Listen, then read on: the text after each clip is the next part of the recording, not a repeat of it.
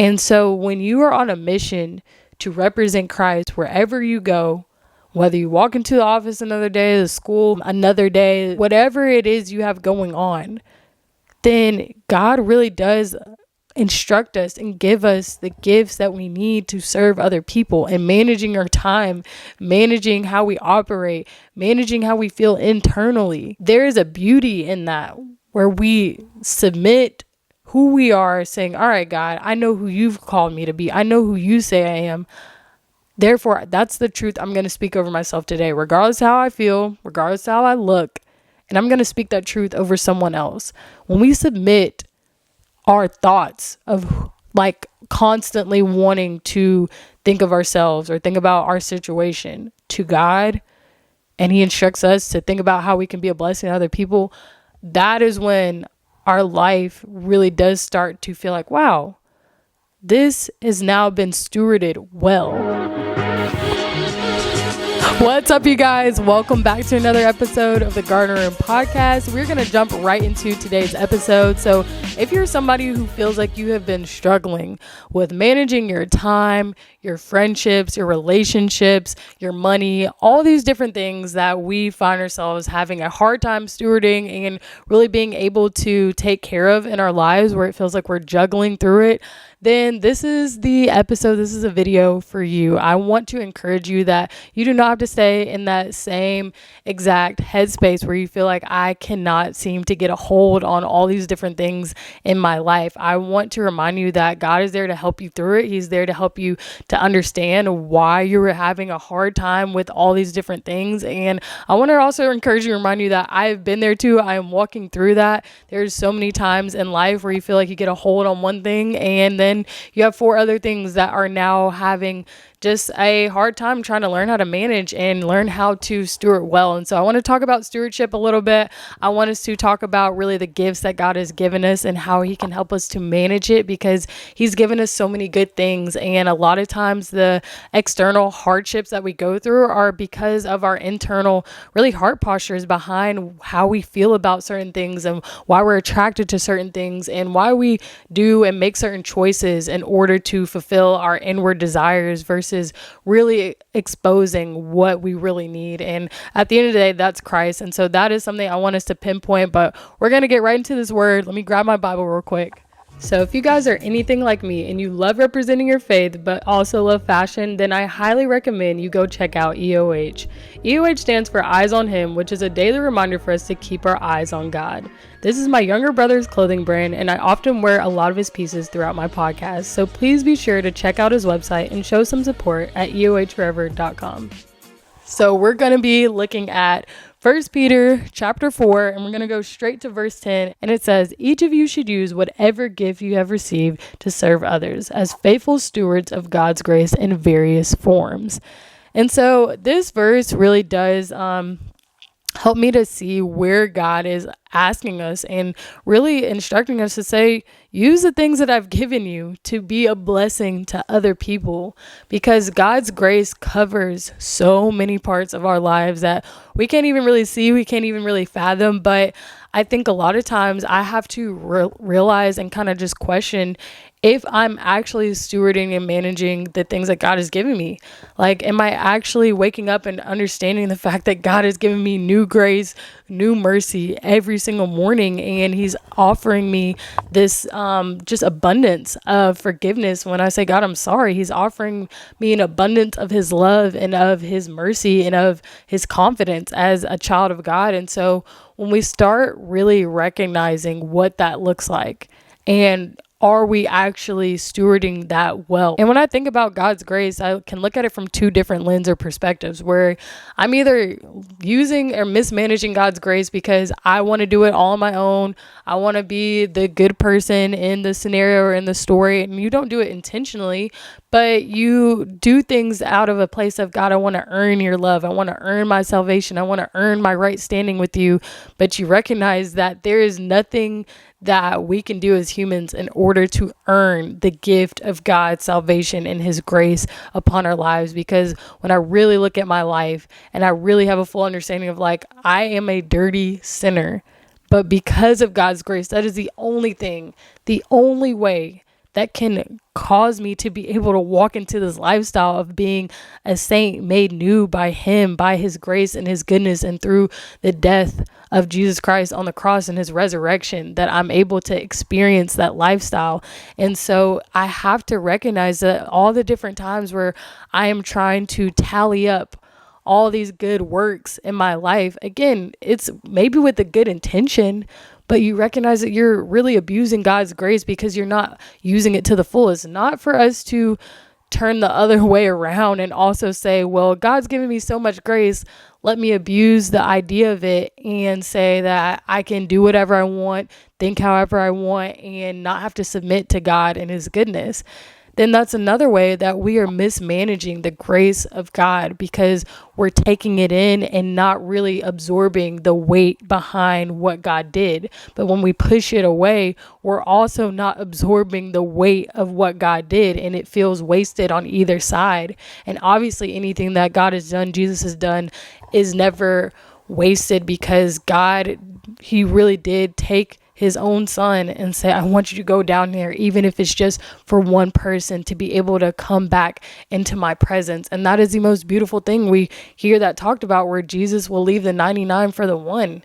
He really will come and chase after you. And so if you're that one person, you feel like, well, everybody else can receive God's grace, but I can't. There is no way, in no shape or form, if everybody knew what I did or knew what I thought, or if this was exposed to everyone, there is no way that anybody, but yet alone God of the universe and all his perfection, all his holiness, could ever forgive me, could ever see me as a child of God and see me as a son or a daughter. But I want you to cancel that mindset, because Jesus already paid the price. He already died. And so I think that is such a beautiful thing, that we get to wake up and realize that the things that we did yesterday does not have to have a stronghold, does not have to have any type of burden on who we are today. And yes, we're going to have to, answer to God for different consequences and different things that we've done, but allowing Jesus's grace that he has poured out upon us to cover us for those things when we repent and we turn and we say, God, I need you. God, I believe in you. I trust in you. I appreciate you. I thank you for giving me a new life, a new identity in you. God sees Jesus because he decided to stand in front of you. And that is the goodness of the gospel. That wasn't even actually what I was going to say, but I really do feel like somebody, I'm praying, even if it was for myself, to be reminded of that in this moment. And so how are we managing God's grace day to day? And I think those are the things that we can be able to analyze when we look at the exterior part of our lives. Because are we feeling insecure? Are we feeling all these different types of ways when we misuse the gifts that God has given us? Another thing is like confidence. And that's something that I've had to recognize, where confidence is a thing that is seen, but it's also unseen. And so when we see and we look at external parts of our lives, where if you're not confident, that can show up in your finances really fast.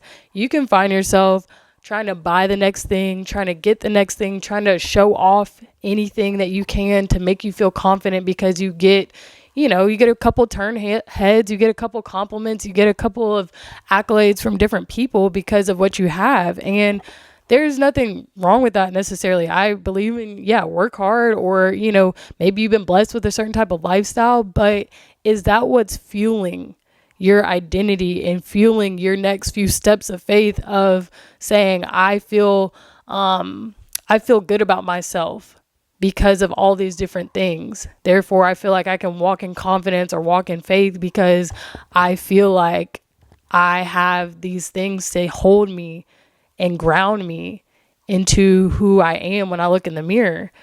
But you really have to recognize that if your finances are maybe taking a dip down and you're not managing your finances well, a lot of that might be stemming from a lack of confidence, because you've now been putting off so much money into things that maybe don't really matter for that season. Like you may have made some bigger purchases or even small day-to-day purchases where you feel like I have to keep up with the way that all these people look at school. I have to keep up with that next pair of shoes. I have to make sure I always have my nails done and all these different things. And I'm not saying don't take care of your appearance. That is an important part of taking care of your temple and things like that. But you guys can know where that line is drawn, where you feel like you have to be this certain type of individual in order to feel confident, and you don't mind, or you find yourself kind of in a rough spot financially, saying like, man, I don't really have money when it comes down to God is asking me for tithe or asking me for an offering, or I need to help somebody out, and I've only been spending my money on me. Those are things where you look externally and you realize I have mismanaged what I really need to look at internally for. And maybe you have a lot of money. Maybe it's not, oh, your money's down, but maybe you only work towards getting money so you can obtain a certain lifestyle. And I think that's an important thing to highlight too, because both are going to leave you empty. Like, you're either going to be empty internally, or empty, like literally, and your budget, your bank account is going to look real shallow and slim. And so whatever side that you see yourself on, it's okay to be there, but it's not okay to stay there. And those are things that I've had to reflect and look around and understand, like, okay, why is this thing where we talk about so often with managing finances and relationships, friendships, the things that we are seeing on the outside? And I think a lot of us are trying to figure out that perfect way to make it all make sense. But a lot of that comes from who we are on the inside. Are you seeking after relationships externally for some type of internal lack? Where, yes, you want companionship, and yes, God has called us into, godly covenant with other people when you're talking about finding, a relationship, whether you're dating or, you're in marriage. But is that person your source of fulfillment? And are you struggling with relationships and you're finding yourself constantly going to the next person and the next person and the next person because you feel like this person is supposed to fulfill you? You feel like this person is supposed to check off every single box. And yes, do not ever lower your standards for somebody who is not really going to draw you closer to Christ, number one, but also going to value who you are as a person and really help you to grow. But in the midst of that growth, you have to give people grace to grow. And that's on both sides. You need grace to grow. The other person needs grace to grow, because if not, we're going to be looking for this perfect version of people that doesn't necessarily exist. The only perfection that comes in that is when you put Christ in the middle. And so that is what has to be found on both sides of the equation. So if you feel like you don't know how to manage relationships and you don't know how to really steward that well, then you have to ask yourself, am I stewarding my own fulfillment and my own identity well? Do I put that in Christ, or do I put that in other people? That's a big burden for somebody else to carry. And it's something that I have to recognize for myself in different seasons of my life, whether I'm in singleness or whether I'm in relationship. It's not always an easy thing to navigate, but you have to understand and look at how you interact with other people. Why are you clinging towards them for certain reasons? Is this out of a pure heart? Or is this just out of pure pressure? Or is this just out of a place where I'm constantly trying to just hang on to somebody to give me what I need or what I think I need, versus really clinging to God and to his satisfaction for what you need in your life? And that's really important. It's the same thing with friendships. So many times we can run to friendships and it's a beautiful thing, a beautiful process. But if you always find yourself having a problem with the friends in your life, then you sometimes have to kind of reflect and understand, like, okay, this is an external struggle where me and this friend is not always seeing eye to eye. But what is that saying about maybe me internally, maybe what that person is going through internally? If you're going through maybe a time of like loneliness and you long for friendship, then you have to understand, how am I managing the friendship that I either have with God? How am I managing just who he's called me to be? Am I being a servant in these moments? When we refer back to this verse in 1 Peter, he's saying God has given you certain gifts to serve other people. But if you're always looking to be served, especially in friendships, then it's always going to feel like somebody's not giving you enough. Or you have friendships who are great, but you are constantly only around them, with whether you realize it or not, for their greatness. They're always giving you gifts. They're always giving you kind words. They're always uplifting you. But the minute that they don't, the minute they can't uphold that, the minute that they get busy or something's going on in their life and they're no longer able to be a pillar for you, for all those things that we long for in our lives, then we start to mismanage our friendships. We're like, whoa, why did you switch up? Why did you change up? But it's like, are you looking to them as a source for that? Friends can be a great resource. God has given us, He's called us into community and friendships and not live a life alone. But we have to check our heart internally to see, how are we managing things? And so if you feel like your friendships are kind of all crumbling around you, or you don't know how to manage them, or they're always dipping in and out of your life, then you have to ask yourself where you're at. You also have to ask God where He has you. If He has you in a season of isolation where it's really a time where you have community around you, you have people around you, like never fall back even physically into a space of you only spend time with you. But sometimes you just know, like, okay, God, I know that this is a time where you really want me to focus on developing who I am, developing my character, and developing our relationship together. Because sometimes people feel the need to always have somebody around for every waking moment of the day. And it kind of can go back into, if it's not in a healthy space, into really relying on people more than you are relying on the beauty and the bond of a relationship with God. And so we have to check that, and we have to understand that in order for us to have maybe those friendships or that community that we long for, we have to be that first. And that doesn't always feel good or easy. And I'm not saying that people who are saying they should be there and saying that they're your friend shouldn't show up for you. Don't hang on to people who may be over time and you're starting to see their fruits, or you're starting to see who they really are. Don't let those people drag you down. Don't let those people misvalue who you are, because you do deserve to have people in your life who are going to speak life into you, who is going to really help you to manage your relationship with God even more, who's going to help you to manage who you are as a person even more. And so when I think about the friends that God has given me and blessed me with, it has been the most beautiful, like, humbling thing, because I prayed and asked God for that in one season, and a space in my life where I didn't fully have a huge group of friends or even just community. But then God, in different ways, He gave me one of my best friends, who still to this day is one of my closest people, and it's been my college roommate. He's given me lifelong friends who I've known since kindergarten, who I've known since I could remember, people who I met in second grade, and now I've been a part of their wedding, and just different moments and chapters. And then within the past few years, where, the friendships I made in college, where I'm like, this community was something that I didn't even know that really could be obtainable, until I remember being like, God, I really desire this. And it didn't come right in that moment, but He knew exactly when I needed it.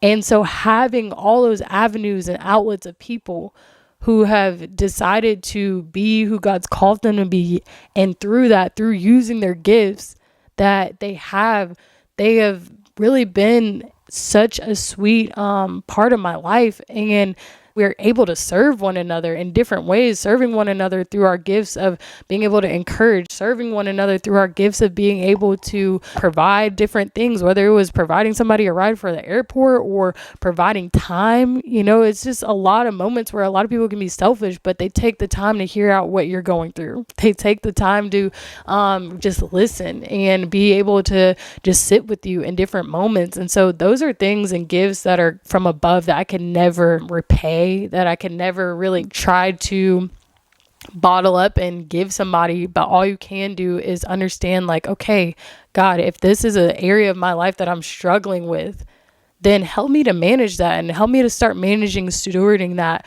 from the inside, because you want to use the gifts that God has given you to be a blessing to other people. And so I want us to really kind of think through so many different parts of why we might be struggling with different aspects of our lives. How are we struggling with stewarding all these important pillars that really can make it feel like life is, difficult. And I'm always kind of running on this hamster wheel of I can't get my relationships right. I can't get my friendships right. I can't get my money right. I can't get my time right. And time is another big one that I want us to think about. Time management. I will be honest with you guys. Time management, and I'm probably going to do a whole nother episode about this, but time management has been a rough one for me recently. I don't know if it's because I'm on a different kind of like life schedule where I am no longer kind of clocked into like school hours and things like that, but I have been struggling, and this is honestly used to be like one of my top notch areas. Like if somebody were to describe Mari, for the most part, well, I hope, but I think, and from what I've heard, humbly saying like it's been an area that God has really helped me in, and he's really, given me, I feel like, a gift of managing my time well, getting things done, being efficient. But these past few months, people can tell you, like even like some friends and like my family had to put me in check and was like, hey, you've been kind of late. Like you have not been managing your time very well.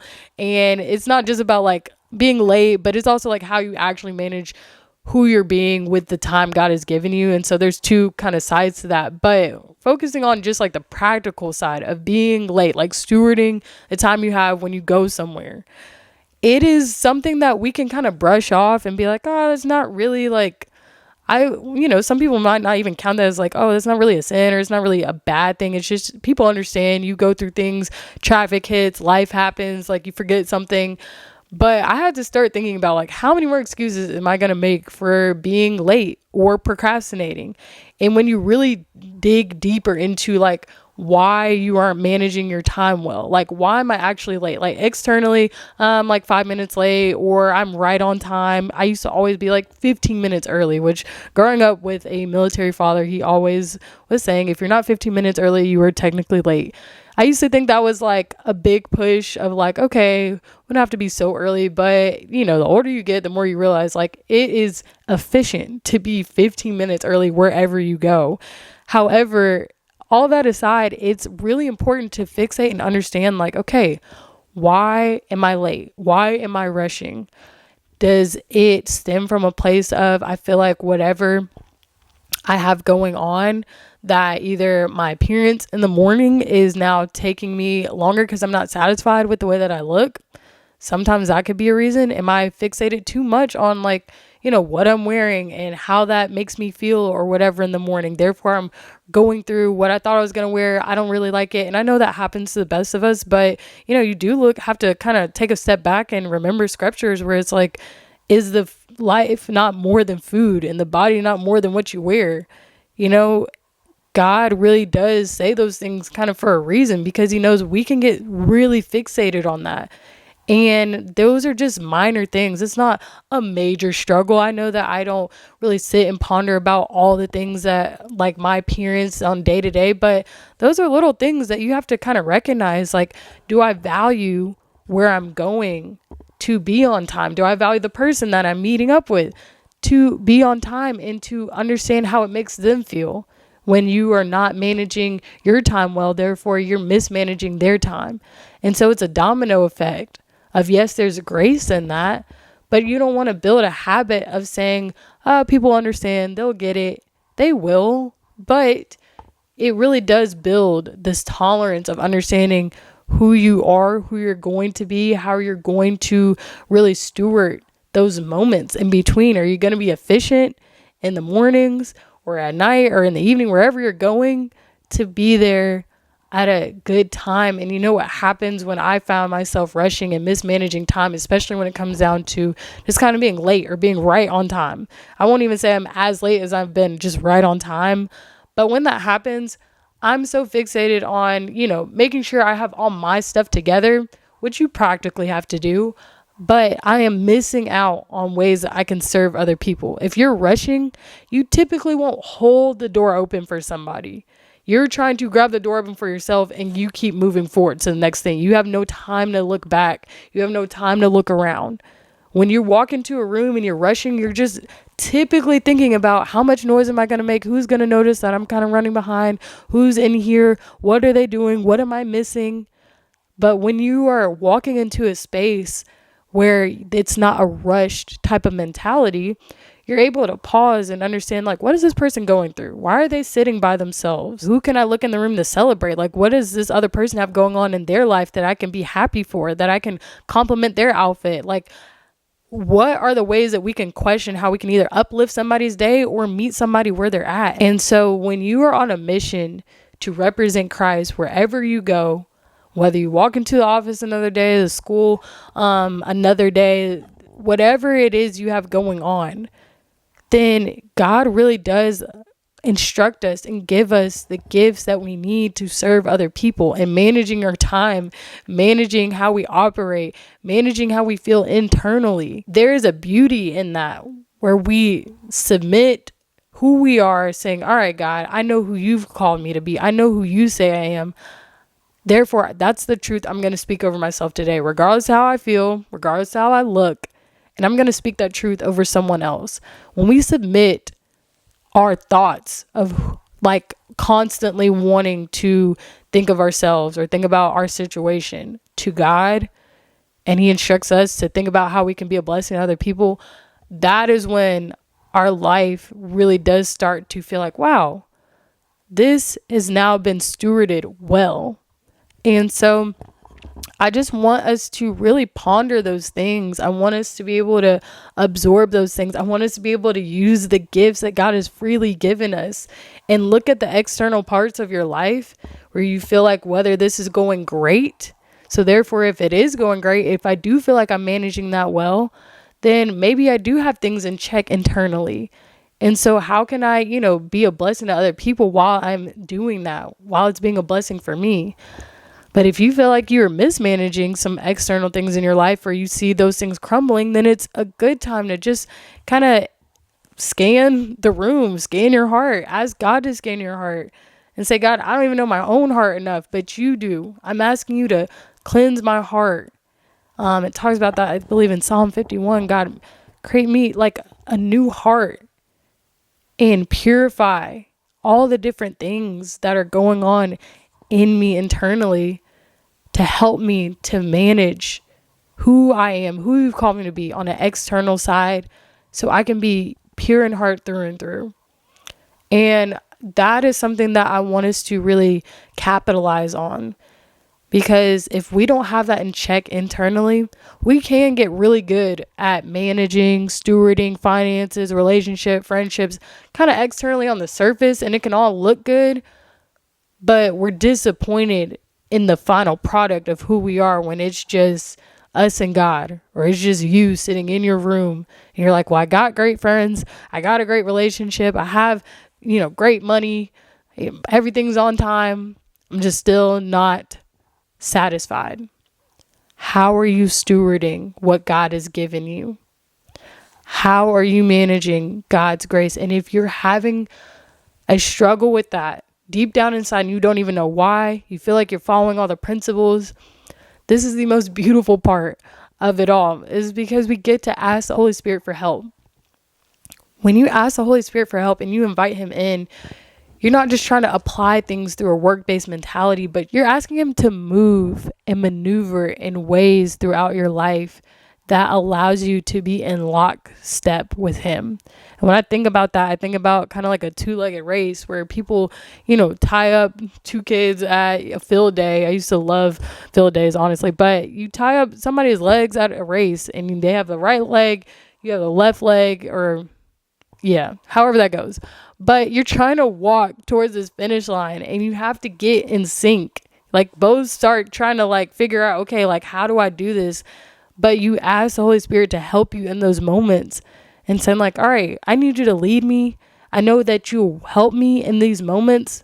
God, thankfully, is a God of so much goodness and grace that he doesn't just drag us all the way through saying I told you what to do. I told you how to do it, and you're just not getting it right, so I'm just going to drag you through it. No, he's like, listen, get up, try again, and I'm going to walk with you. I'm going to walk with you to help you to reach the finish line. And I think that is a beautiful thing, where we have a comforter and we have a helper that we can call on when we're having a hard time managing and stewarding our life.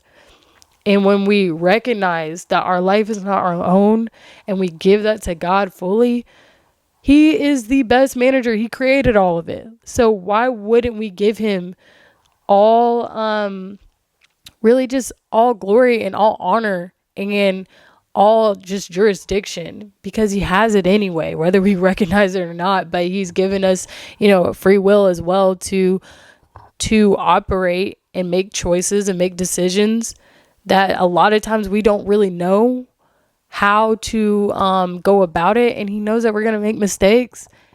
But it's also one of those things that before we just rush into something, let's just pause and ask God and say, all right, how do you want me to manage this? How can I manage the things in my heart? And I'm just going to be hands-free and allow you to lead. And it's just beautiful, because at times that I've been like, okay, God, I want to be hands-off and I want you to put your hands on my life and mold me.